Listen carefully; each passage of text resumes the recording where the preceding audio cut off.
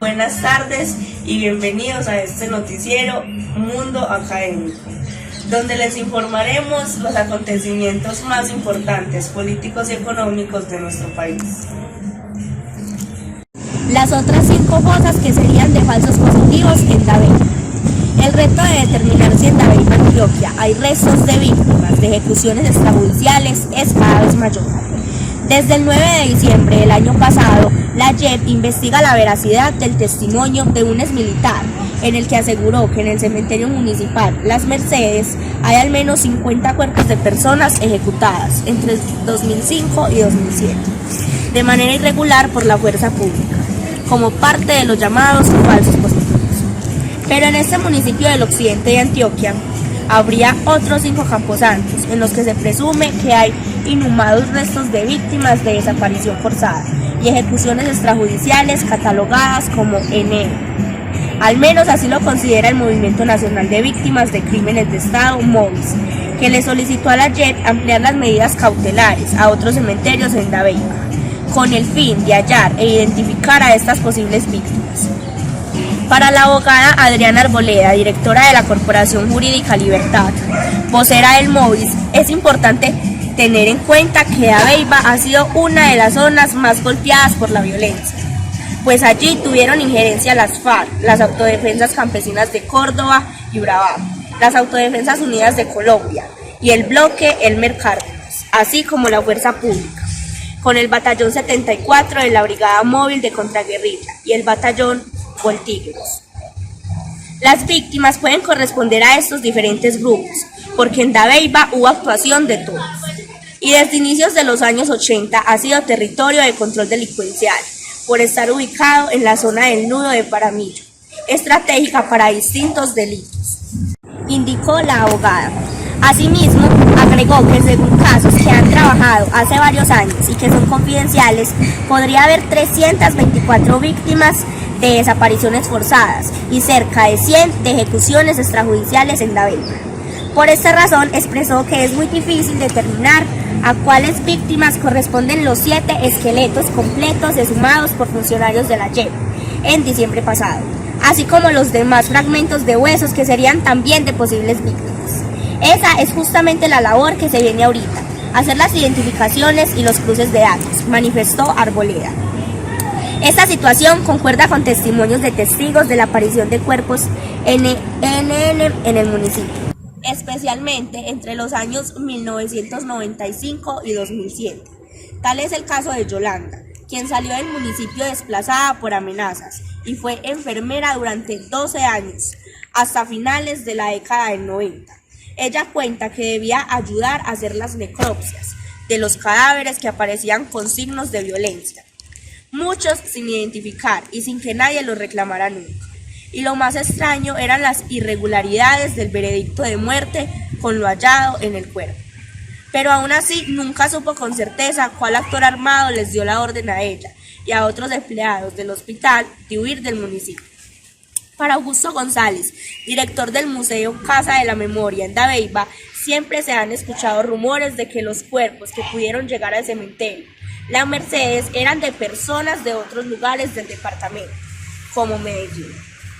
El MOVIS reportó que según testimonios de la comunidad y de organizaciones de derechos humanos, muchas de las víctimas fueron inhumadas en estos cementerios para garantizar la impunidad de los crímenes.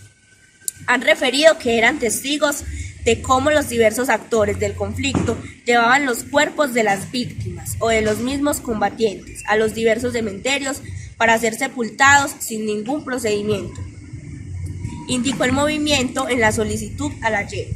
González también ratificó que habría restos de víctimas del conflicto en otros camposantos del municipio y en potreros de algunas fincas, como la suya.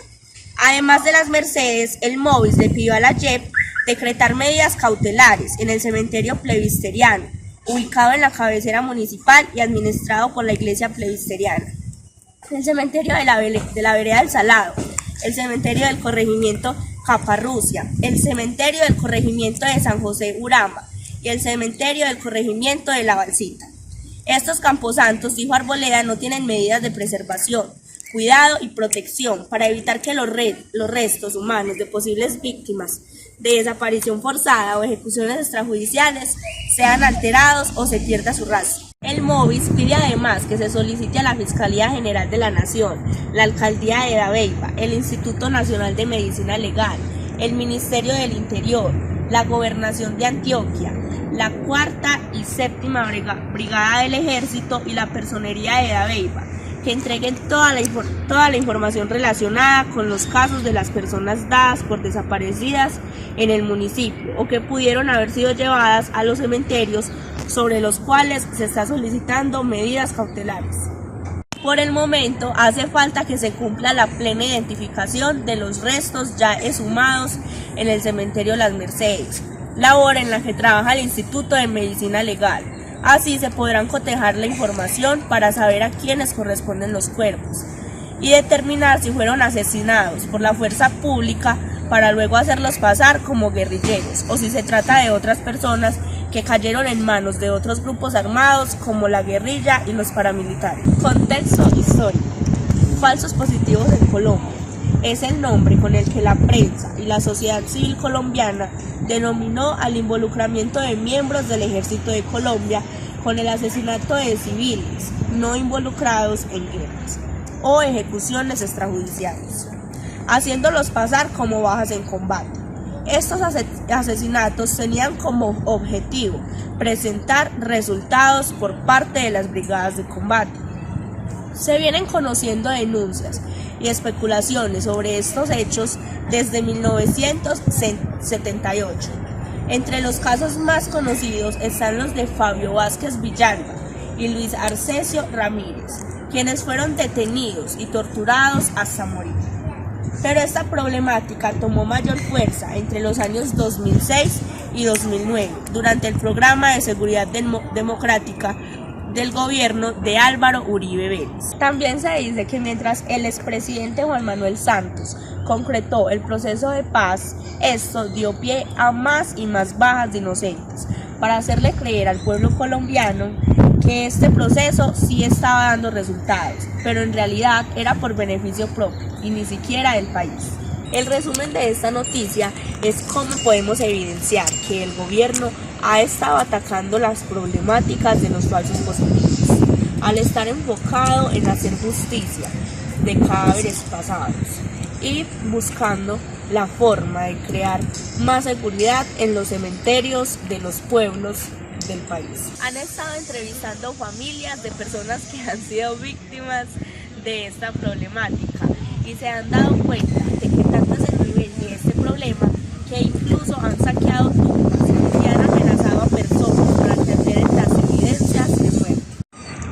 Mi opinión frente a esta noticia, primeramente que todo, es recalcar la preocupante situación que se vive con los falsos positivos, pues es algo muy negativo la forma en que matan personas inocentes para dar resultados que ni siquiera han sido así, que ni siquiera los altos mandatarios se han tomado el tiempo de ver las problemáticas y analizar qué posibles soluciones. Otro de los problemas más importantes es cómo nuestros propios mandatarios son a veces los encargados de hacer todas estas trampas de falsos positivos para dar soluciones que no han sido ciertas, dañando así la imagen de nuestro país y de las personas que verdaderamente son justas.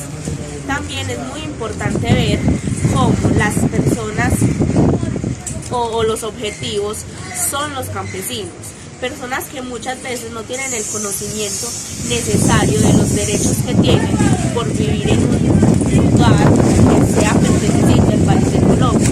Entonces son personas que se dejan influenciar muy fácil por personas como las Fuerzas Armadas de Colombia, que se supone que deberían ser un ejemplo a seguir por ser del gobierno.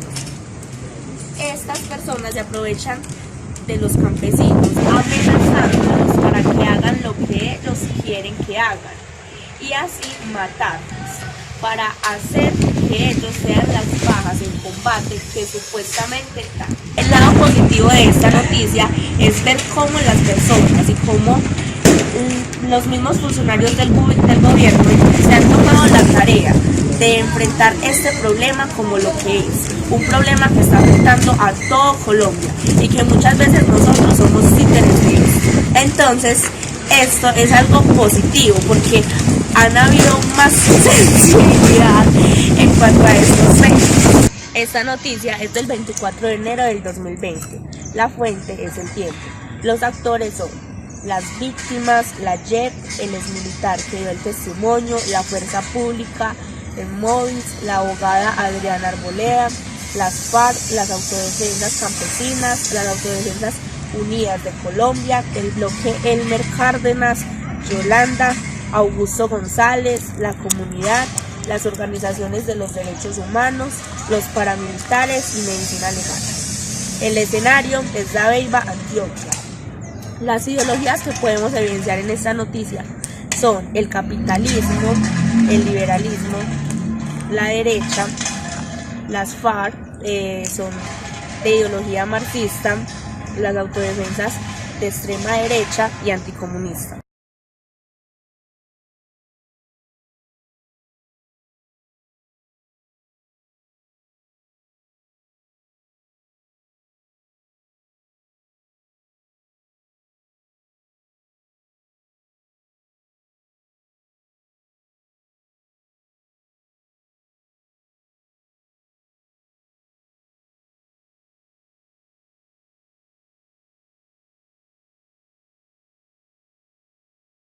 Peso colombiano, la moneda más devaluada en la región esta semana. Desde que se confirmaron en China los casos de coronavirus, la noticia no solo ha afectado al turismo en ese país, sino que ha influido en el comercio y en los mercados. El peso colombiano ha estado entre los perjudicados, pues en la cesta de 6 monedas emergentes de América Latina, la divisa colombiana fue la más que devaluó frente al dólar esta semana, menos 1,36%. El impacto de la propagación del virus ha perjudicado la cotización del crudo y con ello la fortaleza del peso. El viernes la tasa de cambio registró su precio promedio más alto en lo que va del año, cuando alcanzó un precio promedio de 3.366,04, lo que representó un alza de 12,28 frente a la tasa representativa del mercado, que se ubicó en 3.353,76. Wilson Tovar, jefe de investigaciones económicas de acciones y valores, resaltó el impacto de la propagación de la pandemia, pues ya se han conocido casos en Estados Unidos y Europa, lo que ha generado preocupación entre los inversionistas, quienes han salido de sus posiciones más riesgosas para adquirir activos refugio como el oro o los bonos del Tesoro de Estados Unidos. Esto quiere decir que activos y mercados de mayor riesgo han dejado de ser atractivos y que los inversionistas prefieren sus recursos en los activos seguros, aunque su rentabilidad sea inferior. Los mercados están atentos a que tanto se puede frenar una economía como la de China con una enfermedad de este tipo. Una menor aceleración en la economía de este país afectaría a varios sectores, explicó. El petróleo cayó por cuarto día consecutivo, por los miedos a que el virus se mantenga, y con ello las restricciones a los vuelos y al transporte.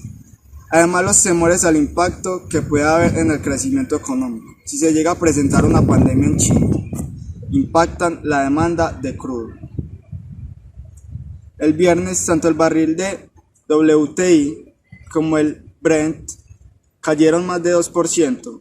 El precio del primero bajó $1,4 hasta $54,19, mientras que el del segundo disminuyó 1,35 hasta $60,69.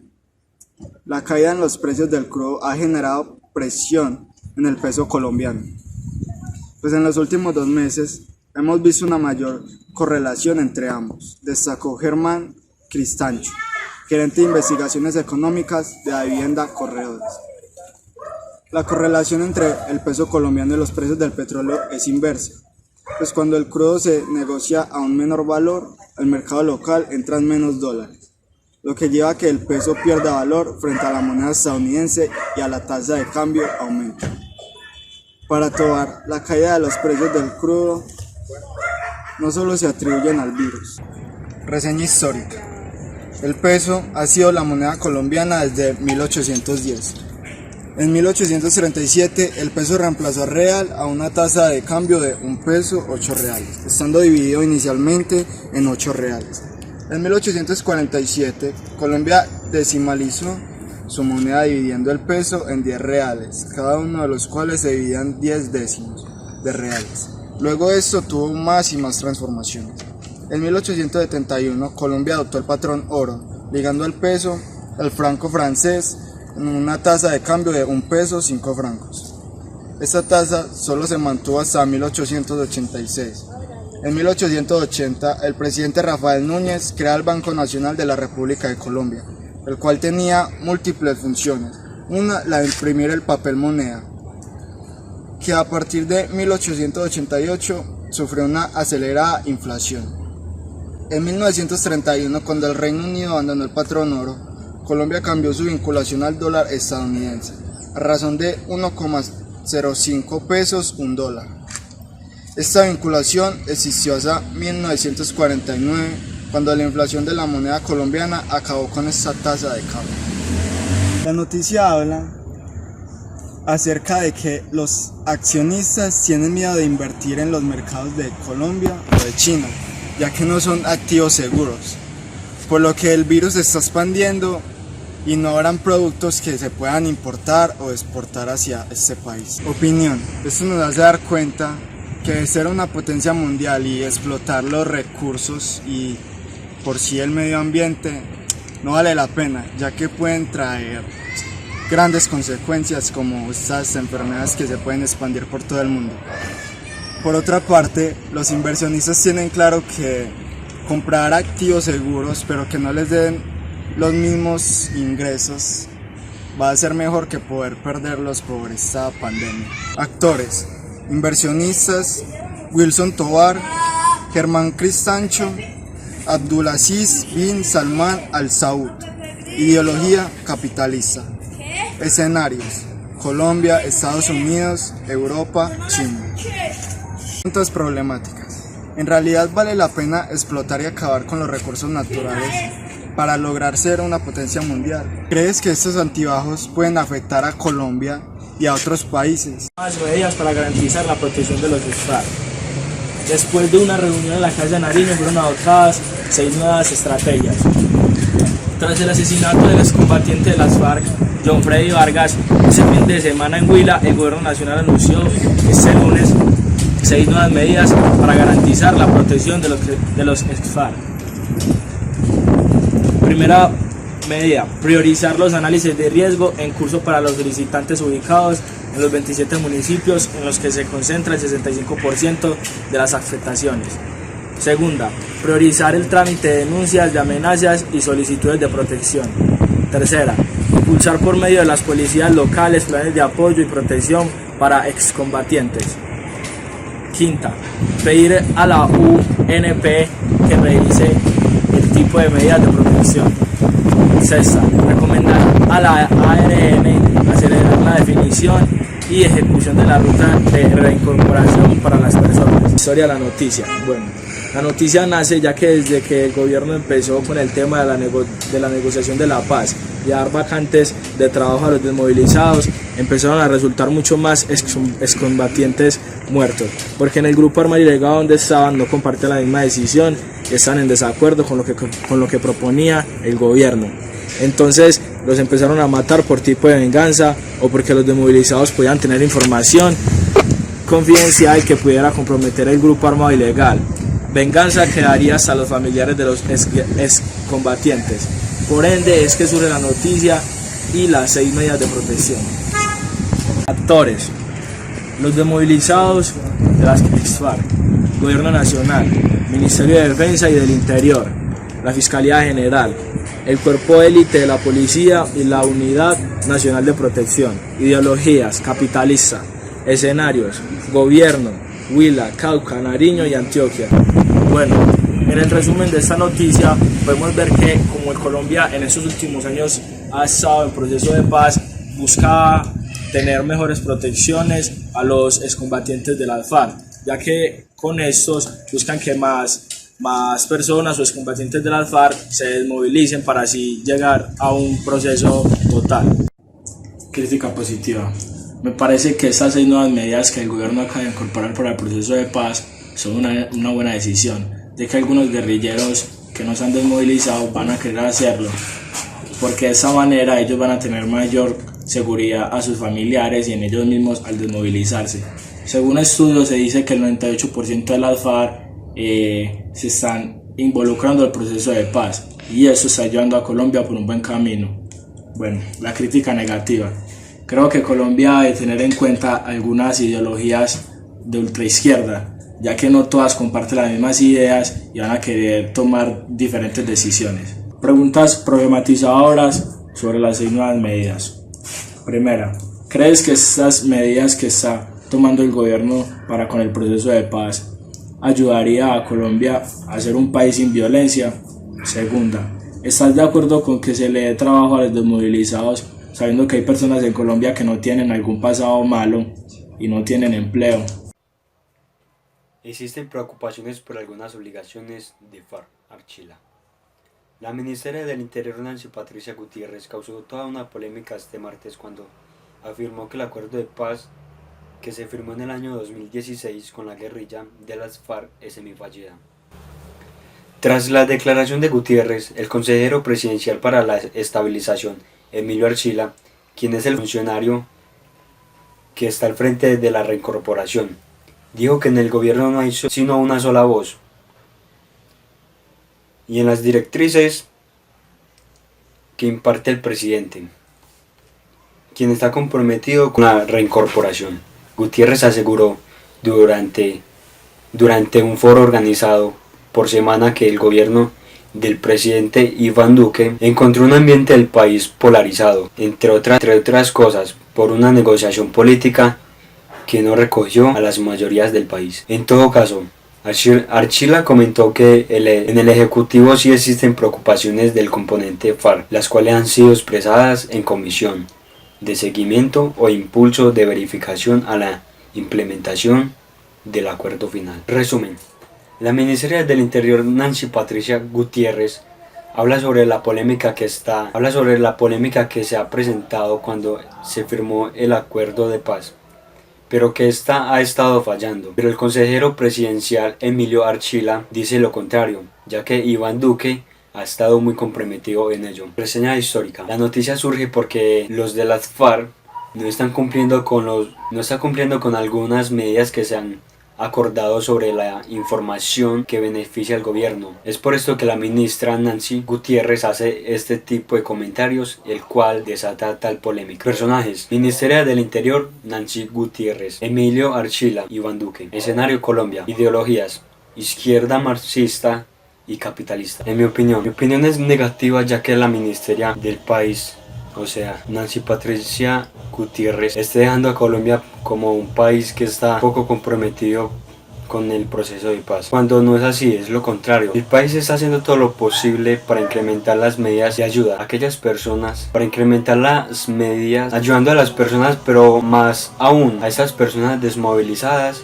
y las que no quieren desmovilizarse, estar tratando de llegar a un acuerdo con estas personas. Pero las FARC, según dice esta noticia, no han cumplido con este acuerdo de paz. Preguntas problematizadoras. ¿Crees que las medidas en las que está fracasando las FARC tengan de solución con el acuerdo de paz? ¿Crees que la crítica que está haciendo la ministra son positivos para mejorar la negociación?